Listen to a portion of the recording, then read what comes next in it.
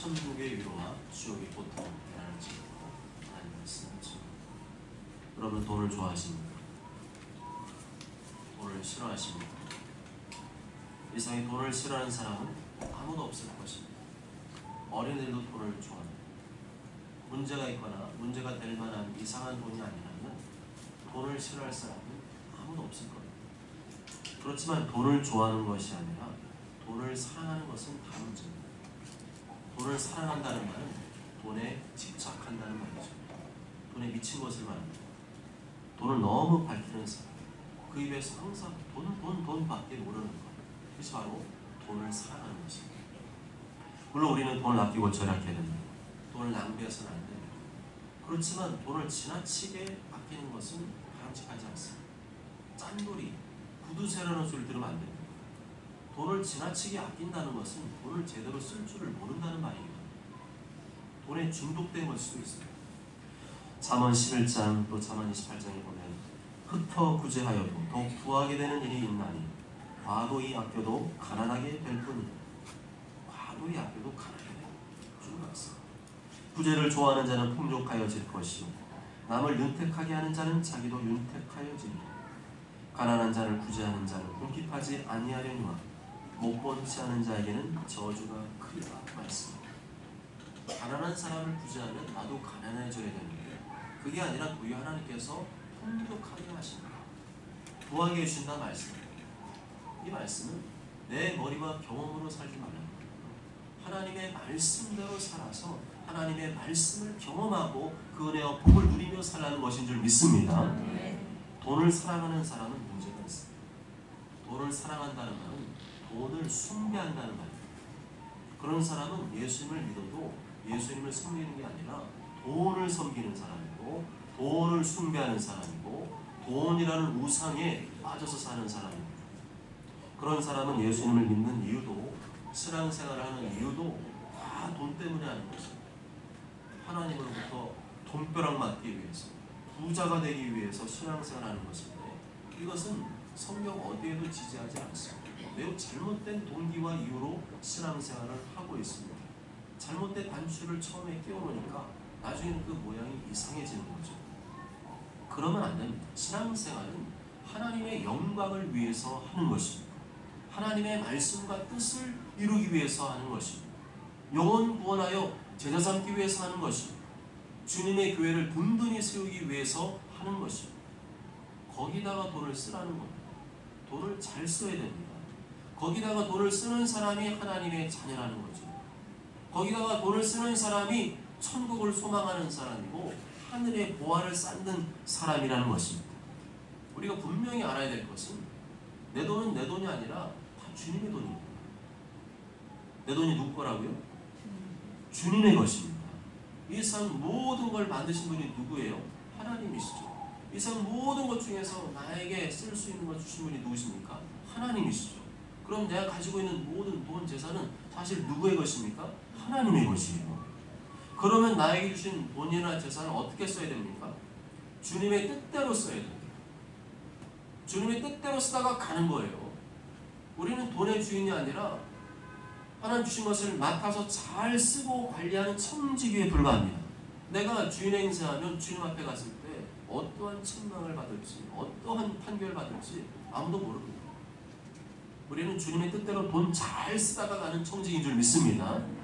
지극히 작은 것에 충성된 자는 큰 것에도 충성되고 지극히 작은 것에 불의한 자는 큰 것에도 불의하니라.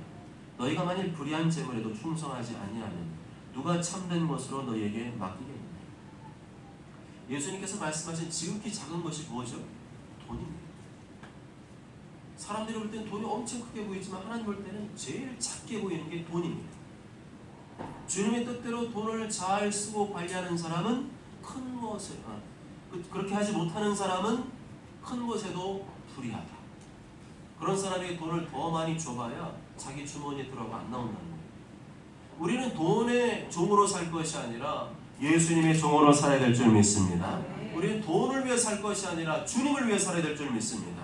먼저 그 나라와 그 일을 구하며 살면 하나님께서 나의 삶 가운데 필요한 모든 것을 더하실 줄로 믿습니다.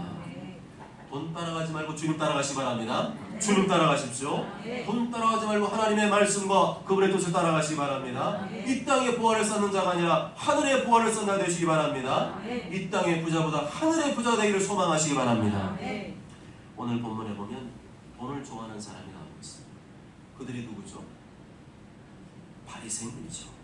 바리새인들은 돈을 좋아하는 자들이다. 여기서 말하는 돈을 좋아한다는 말은 돈을 사랑한다는 거예요. 돈에 대한 집착이 강하고 돈에 매어 살고 돈에 쩔쩔매고 돈만 보면 눈이 휙 돌아가고 항상 입에서 돈 하며 산다는 거예요. 그렇게 돈을 사랑하고 밝히는 자들 앞에서 예수님께서 무슨 설교를 하셨어요? 돈 설교를 하셨어요.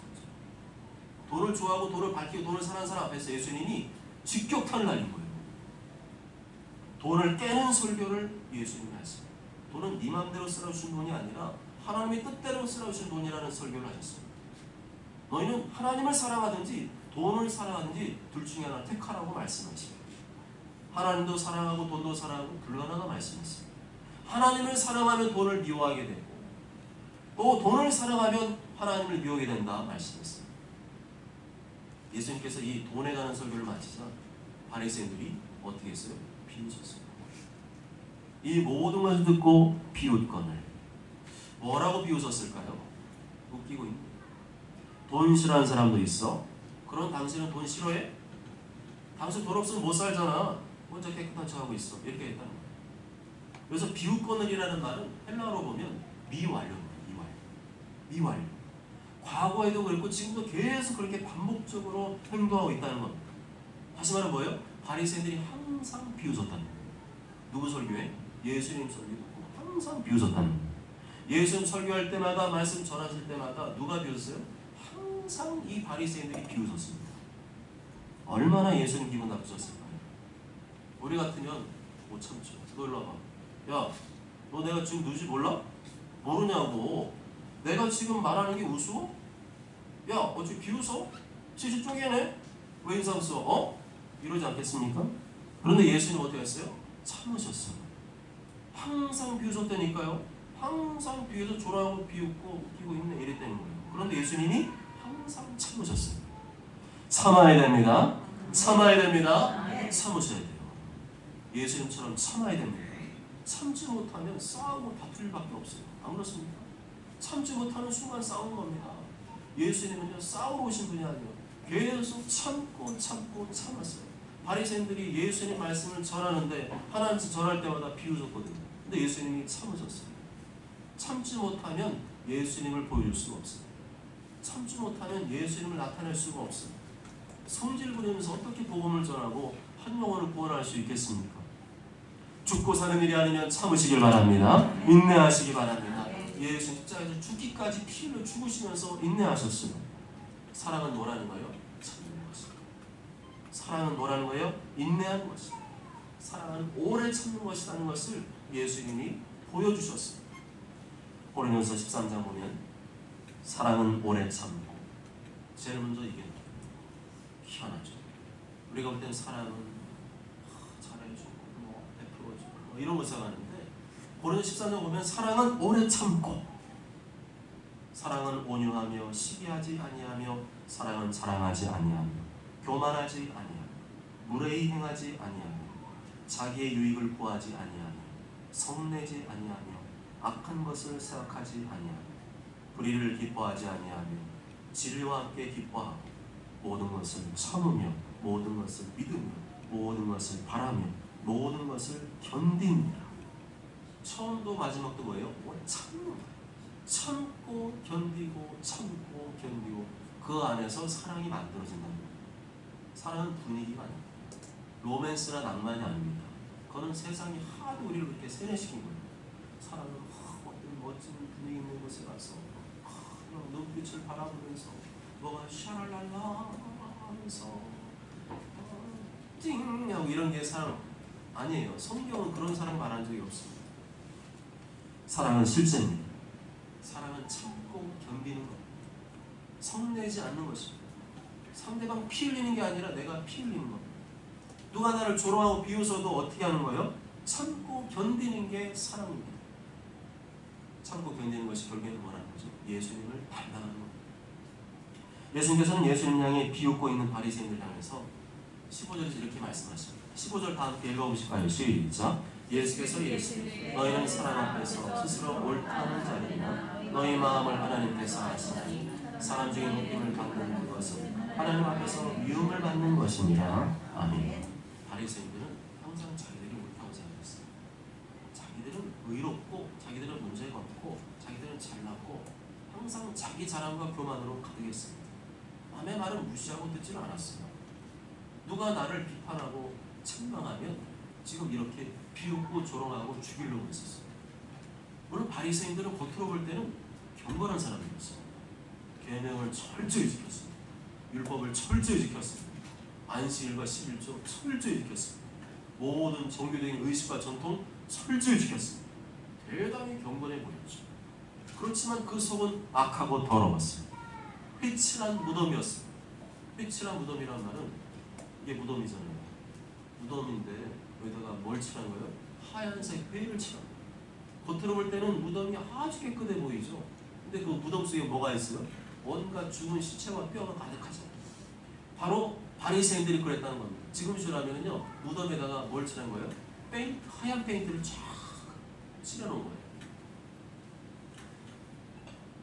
바리새인들 마음속에는 온갖 더러운 냄새나는 죄와 욕심과 탐욕으로 가득했습니다. 돈을 사랑하고 돈을 밝히는 사람들이었어요. 사람들은 그것을 볼 수가 없었죠. 그렇지만 예수님께서는 다 보고 계셨어요.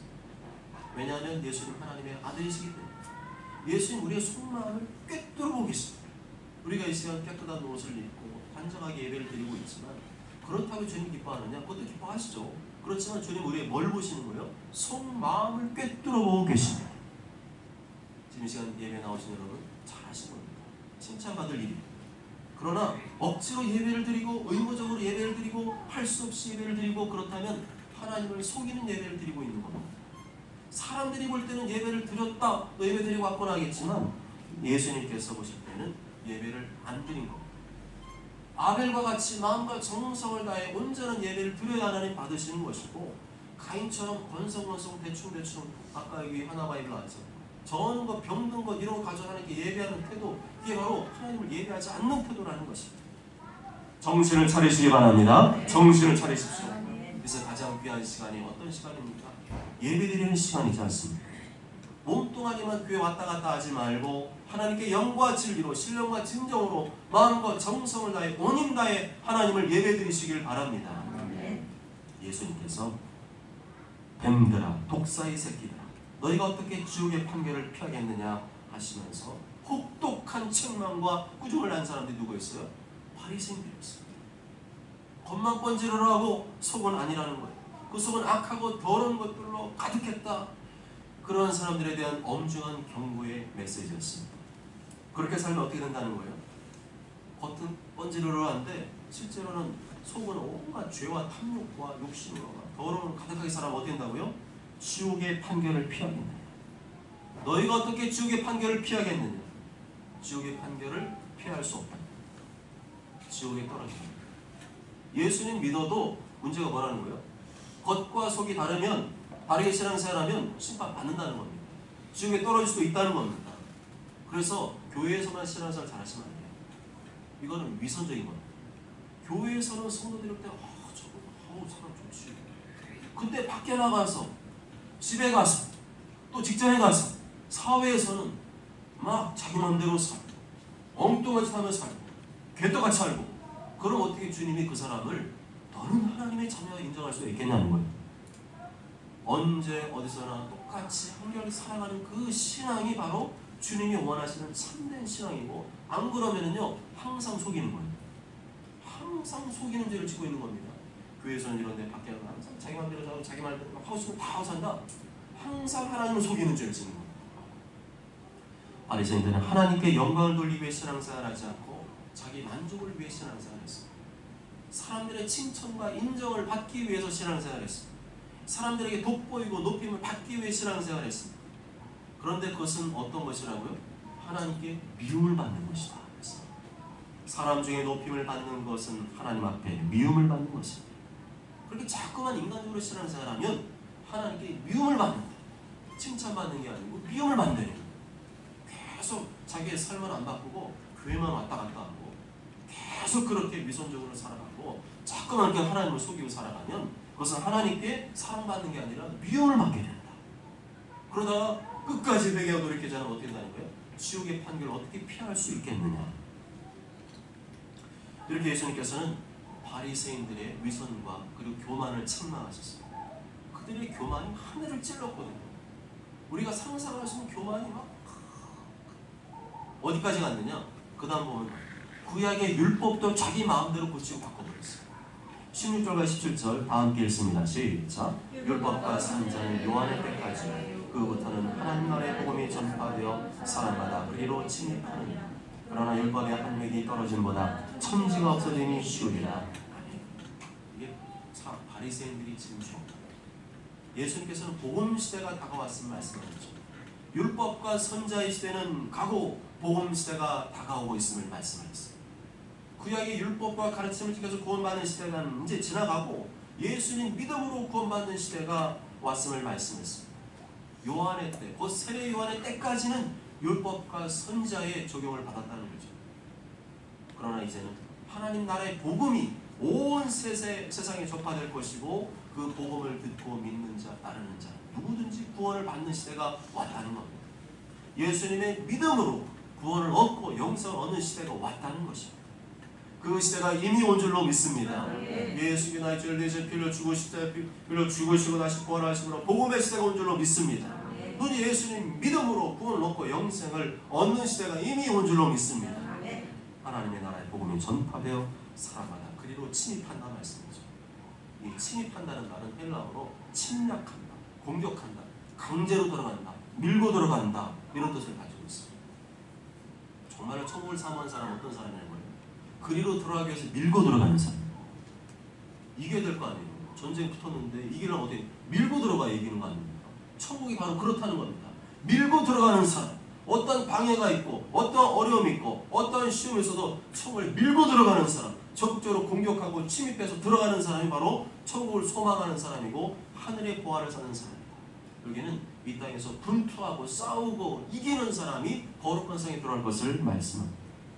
계시록 3장과 11장 보면 이기는 자는 이와 같이 흰 옷을 입을 것이요 내가 그 이름을 생명책에서 결코 지우지 아니하고 그 이름을 내 아버지 앞과 그의 천사들 앞에서 시인하리라.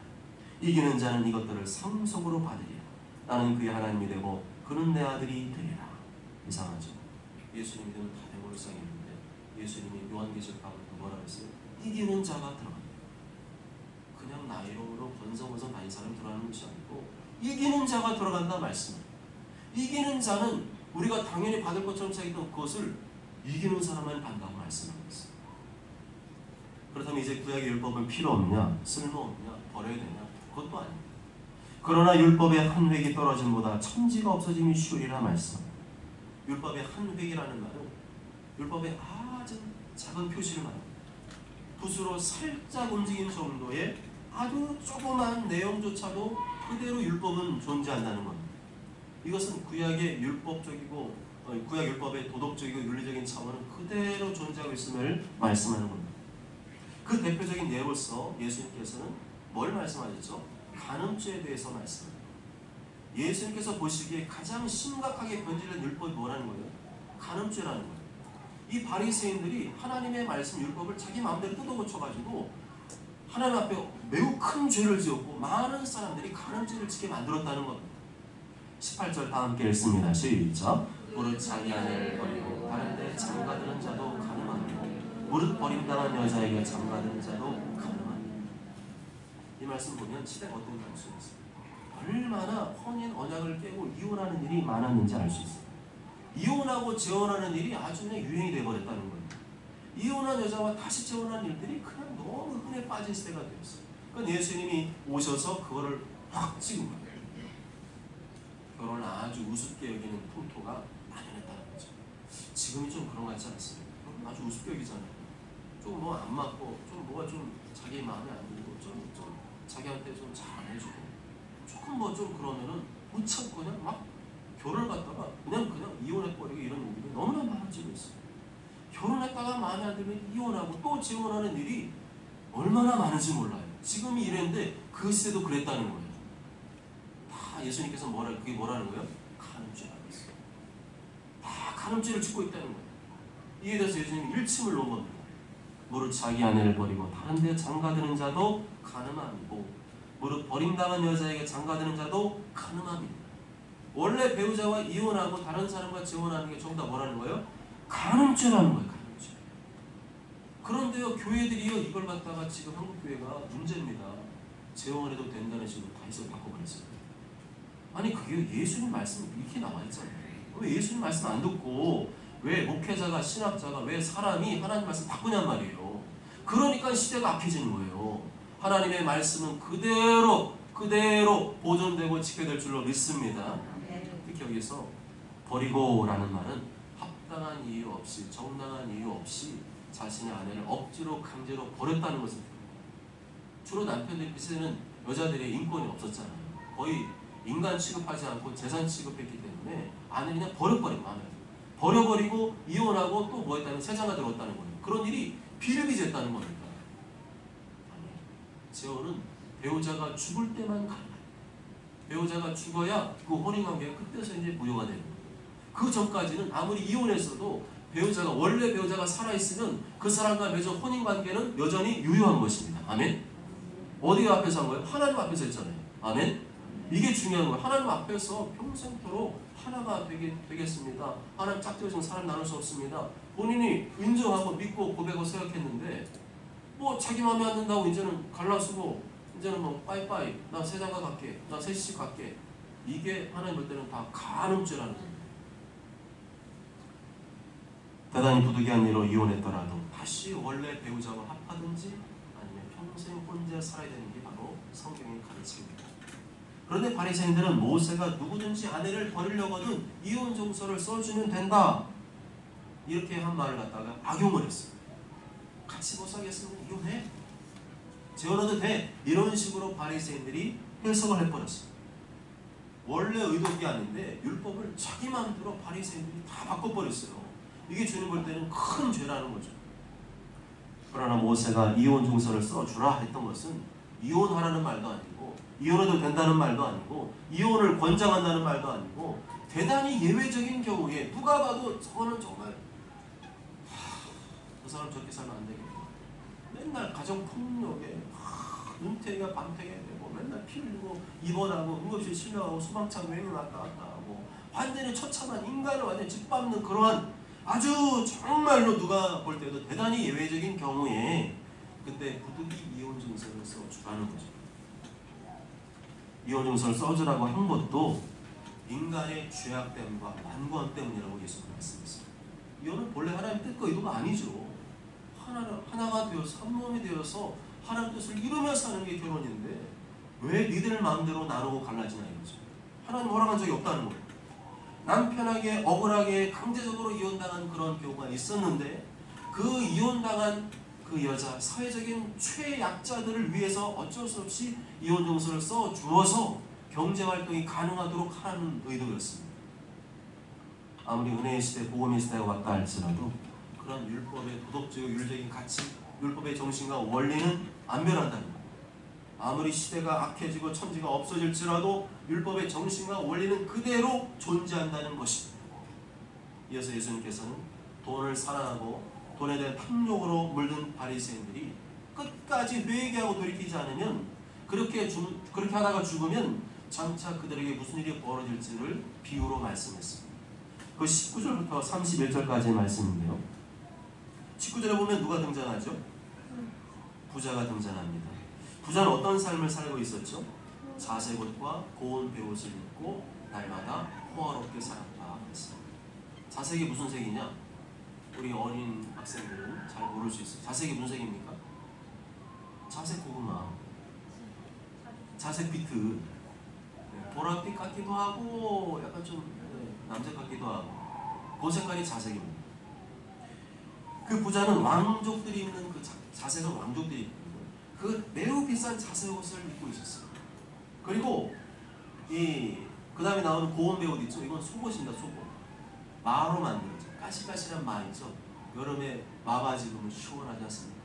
그 마로 된 금보다 2배가 더 비싼, 금보다 몇 세가 더 비싼 속옷이라고요? 2배가 더 비싼 속옷을 입고 살아요. 쉽게 말하면 금팬티. 왕족들이 입는 자색 옷에다가 팬티는 금팬티 입고 살아요. 또한 그는 매일마다 파티를 벌이면서 맛있는 음식과 고기를 즐기며 호화롭게 살았어요. 그런데 20절에 보면 누가 등장합니까? 거지 나사로가 등장합니다. 거지 나사로는 어떤 삶을 살았다고요? 헌대투성의 상태로 부자의 대문 앞에 버려진 채 살고 있었습니다.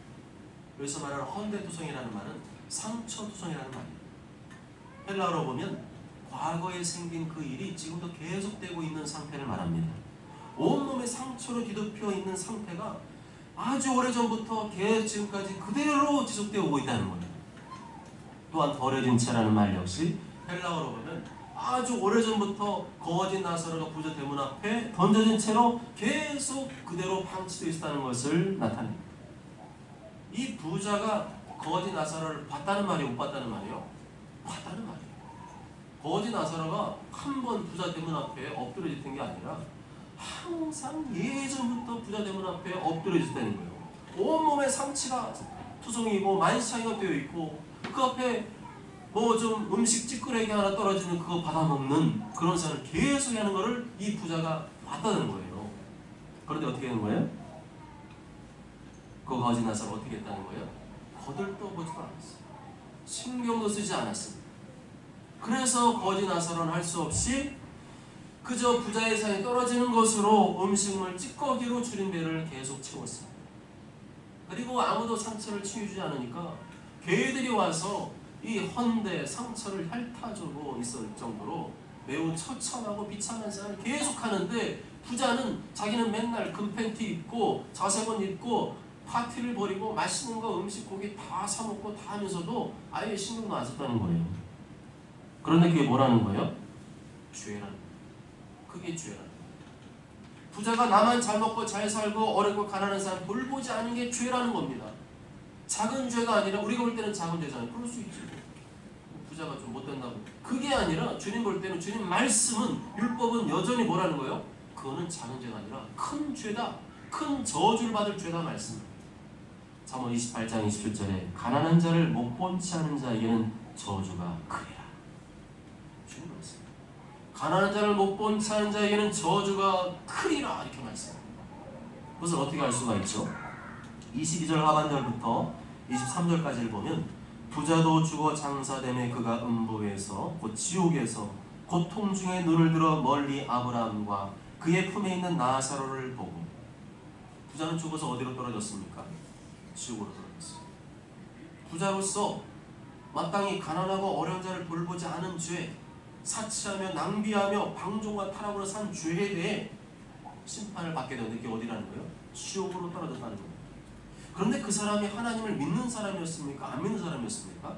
하나님을 믿는 사람이었어요. 그걸 어떻게 알 수가 있죠? 24절에 불러 이르되 아버지 아브라함이여 나를 긍휼히 여기사 나사로를 보내어 그 손가락 끝에 물을 찍어 내 혀를 서늘하게 하소서. 내가 이 불꽃 가운데서 괴로워하나이다 말씀. 아브라함을 누구라고 불렀어요? 아버지 아브라함이여. 아브라함의 신앙을 물려받았다는 거예요. 아브라함이 하나님을 믿었듯이 이 사람도 하나님을 믿고 그 신앙을 물려받았다는 것입니다. 그러나 그는 끝까지 가난한 자를 돌보지 않고 방치했습니다. 계속 끊임없이 사치와 낭비를 일삼았습니다.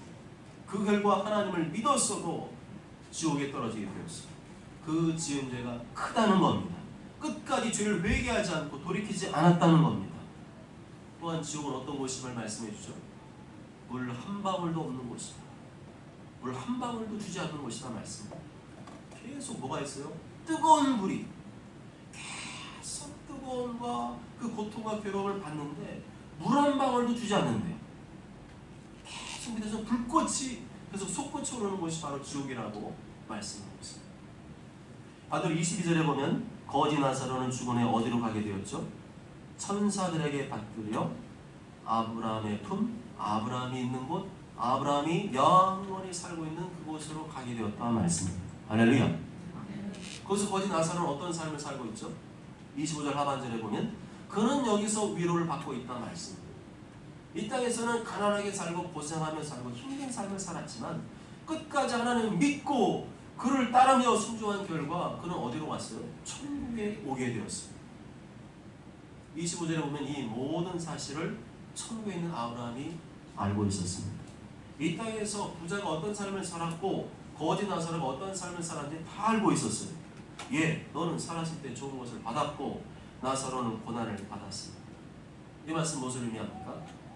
부자가 천국에 들어가는 것은 낙타가 바늘기로 통과하는 것보다 더 어렵기 때문에 이 땅에서 부자가 되려고 애쓰지 말고 천국에 들어가기를 힘쓰라. 하늘의 보화를 쌓아라. 천국의 부자가 되어라 말씀하는 것인 줄 믿습니다. 천국에서 부자가 되려면 어떻게 됩니까? 하늘의 보화를 쌓으려면 어떻게 됩니까? 가난한 자를 구제하고 돌봐야 됩니다. 가난한 자를 구제하고 돌보라. 기도하며 전도하며 선교하는 일에 힘쓰라. 주님의 몸된 교회를 위해 헌신하며 봉사하며 충성을 다하라. 아멘? 그것도 모르고 맨날 이 땅에서 놀고 먹고 마시고 자기 하고 싶은 대로 살고 그런 사람은 하나님 보시기에 악하고 게으른 종이기 때문에 천국에 못 들어간다는 거예요. 거룩한 성 밖으로 쫓겨나거나 아니면 지옥에 떨어질 수 있다는 겁니다. 26절을 보면 한 번 지옥으로 떨어지면 지옥과 천국 사이에는 큰 구렁텅입니다. 큰 공간이 있어서 서로 왕래할 수가 없고 천국에서 지옥으로 건너갈 수도 없고 또 지옥에서 천국으로 건너올 수도 없습니다. 하나님이 그렇게 정해놓으신 거죠. 그러니까 죽은 다음에 끝인 거예요. 죽은 다음에 천국으로 가든지 지옥으로 가든지 둘 중에 하나지 뭐 귀천을 떠들긴 뭘 떠들어요. 그런 건 없어요. 그러니까 조상제사도 쓸모없는 거 다 귀신한테 하는 거를 고린도서 말씀 나오지 않습니까? 다 귀신한테 하는 거예요. 뭐 죽은 우리 조상이 와서 밥을 먹습니까? 말도 안 되는 소리죠. 무슨 죽은 조상이 와가지고 뭐 꿈속에 나타났다 죽은 조상이 온 겁니까? 아니죠. 다 사탄 마귀 귀신이 그 모양으로 나타난다 미혹하는 거죠. 27절과 28절을 보면 뒤늦게 지옥에서 부자가 깨닫습니다. 그때는 살아있을 때 그렇게 안 믿더니 지옥에 떨어진 다음에 그때서야 이제는 깨닫고 아브라함에게 부탁을 합니다. 무슨 부탁을 합니까? 이 나사로, 이 천국에 있는 나사로를 우리 형제들한테 보내서 여기로 오지 않게 말해달라고 부탁을 합니다. 그랬더니 아브라함 뭐라 그래요? 29절과 31절에 보면 모세와 선지자들, 그 성경 말씀과 그 말씀을 전하는 설교자, 그 설교를 듣지 아니하면 듣고도 회개하지 아니하면 죽은 사람이 가서 얘기해줘도 그 사람은 권한을 받지 않을 것이다 말씀입니다. 그래서 권한을 받는다 이 말은 헬라어로 납득한다, 설득한다, 확신하는 뜻을 가지고 있습니다. 성경 말씀을 듣고 믿지 않는 사람, 설교를 듣고 믿지 않는 사람, 회개하지 않는 사람은 죽은 사람이 가서 말해줘도 절대로 안 돼요. 오직 성경 말씀과 설교를 믿는 사람이 구원 얻게 된 줄 믿습니다. 오직 성경 말씀을 듣고 회개하는 사람이 구원 얻는 줄 믿습니다. 오직 성경 말씀과 설교를 듣고 순종하는 사람이 천국에 들어간 줄 믿습니다. 다른 방법은 없어요. 실제로 그렇지 않습니까? 우리에게 성령 역사 나타나잖아요. 치유 역사 나타나잖아요. 근데 그걸 보고 예수님 믿고 돌이켜야 되잖아요. 근데 그런 사람이 얼마나 있어요? 없는 것 같아요. 정말 이 말씀 그대로 설교 말씀을 듣고 성경 말씀을 듣고 믿고 회개하고 돌이키지 않으면 그 사람은 죽은 사람이 갔어요. 어떠한 기적을 베풀어줘도 그 사람 예수님 안 믿는다는 거예요. 사랑하는 여러분, 바리새인들은 돈을 좋아하는 사람들이었어요. 예수님이 그 사람들을 위해서 한마디 딱 하고 돈을 좋아하는 사람들, 돈을 사랑하는 사람들, 돈에 대한 집착이 강한 사람들, 탐욕으로 가득한 사람들, 천국에 대한 소망, 하늘나라의 소망은 없고 전부 다 이 땅에서 탐욕으로 돈으로 얼룩지는 사람들, 자기들한테는 그렇게 돈을 잘 쓰면서 가난한 자들과 하나님 나라를 위해서는 인색한 자들이었습니다. 그런 사람들이 가는 곳이 어디라는 거예요? 지옥이라고 하는 거죠. 그들은 하나님을 알았지만 하나님 믿었지만 천국을 소망하지 않았습니다. 그냥 이 땅에 잘 먹고 잘 살고 이거밖에 없었어요. 하늘의 보화를 쌓은 적도 없고 겉으로는 계명을 철저히 지키는 것 같지만 종교적인 행위와 의식은 철저히 잘하는 것 같지만 속은 온갖 죄와 탐욕으로 미움으로 가득했습니다. 그런 사람이 어떻게 천국에 갈 수 있느냐? 그것을 예수님이 말씀하는 거죠. 돈을 사랑하지 말고 하나님을 사랑하시기 바랍니다. 돈을 미워하고 하나님을 사랑하시기 바랍니다. 선한 청지기가 돈을 잘 써야 됩니다. 돈의 주인은 하나님이잖아요. 하나님 나에게 맡겨준 거잖아요. 네 마음대로 쓰라 준 게 아니고 하나님 뜻대로 쓰라고 맡겨준 겁니다. 그게 5달란트든지 2달란트든지 1달란트든지 그 액수는 상관이 없고 그걸 얼마나 주님의 뜻대로 잘 관리하고 썼느냐 그걸 본다는 거죠. 하늘의 보화를 쌓으시기 바랍니다. 네. 이 땅에서 부자가 되기보다는 하늘에서 부자가 되기 위해 힘쓰고 애쓰시길 바랍니다. 네. 모쪼저는 모두가 죽으면 끝이 아니에요. 성경대로 천국과 지옥이 펼쳐져요.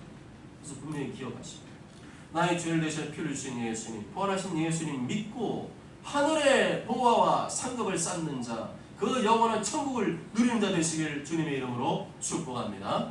네. 아멘.